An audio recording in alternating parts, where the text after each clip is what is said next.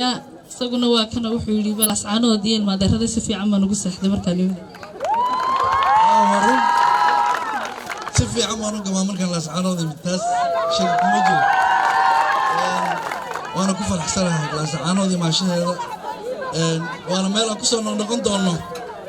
ومالا وتد كيفر مي هرد بدنا كهره. أبو مسيح وحنا ما علنا يا فهيمة ونقصد ويسلاس عنود بقرنتي وحاويان قربانته ده وحي ورا يعني كل ورا بدل ما هي حاجات ده ورا كجلا ورا يسوي ملنا وهجاج هذا البدن هلا جمع بحشار توحن آدي أدو فرح سنة هاي إني تهاي لاس عنود مركي جوه الرئيسي إنت نولاني ما تو أنا قلت بدن نكديده ديدس كلام هاي لكن ده أنا وقت جسامحين haddana fihima ayaa nasiib u yeelatay aniguna nasiib u yeeshay inay noqoto qofkii koowaad ee aan ka aqbalo codsigaasi inaan imaado aad iyo aad baad maatay waxaan ku yiri garaadada isku haysa shanta Soomaaliya oo dhan waxaan jecelahay Cabdi Ciise Cajuun inaan u yeedho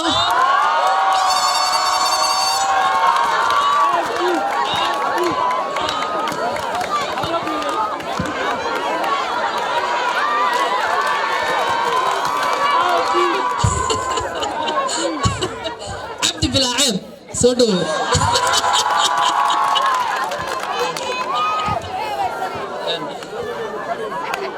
السلام عليكم ورحمة الله تعالى وبركاته مركب أروح عليكم السلام يا سلام سلامك أنت كذب هلا سعنود كل فيسبوك يوتيوب ما نشاركنا لكن عاو الله يبان شورتنا مركب أنت اللي جاي ما تو ورث واحد دوني أنا كان أنا كنت دعاء رسولك عروسك عروسته بارك الله لك وبارك عليك وكن عليك بالخير وفي الخير انت سو aroska marka laga yimaado waxa kale oo doonayna halka si gaar ah uga mahad celiyo walaashay garaadada sardanada ugaasada fiimo Yusuf Qoche oo si mugiyo miisaan noo soo dhaweysay iyadii asxaabteedaba horta marka hore reelaas aanan waxaan leeyahay warcaawen wada joognaa in badan baynu meelaha iska arkaynay hadda laakiin la faan soo arkaynaa anigoo ku hadlay magaca fanaaniinta walaashii Maxamed Cabdi Farciye Axmed Cadaawe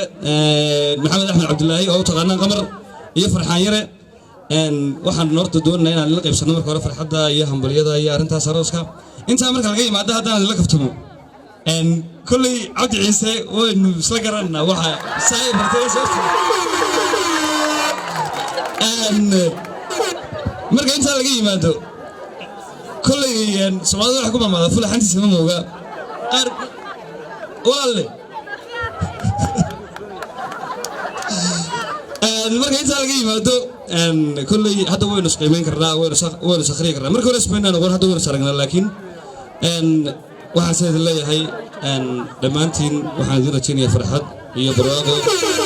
waxa kale oo rabaa inaan halkan seedigay isagana hadal kaftan ka yiraahdo yiri markaan laas caanood ma waan seexday seed 6 bilood baad argeyso joogtay habeenkan laas caanood joogtay oo quraad ku hordo wanaagsanaaday waxa leeyahay 6 bilood oo xog ka tirmiya intaas waa kaftan aniga seedigayna dhex martay wallahi reer laas caanood dad goba yani wanaag mooyaan xamaanaan kala kulmay ma jiro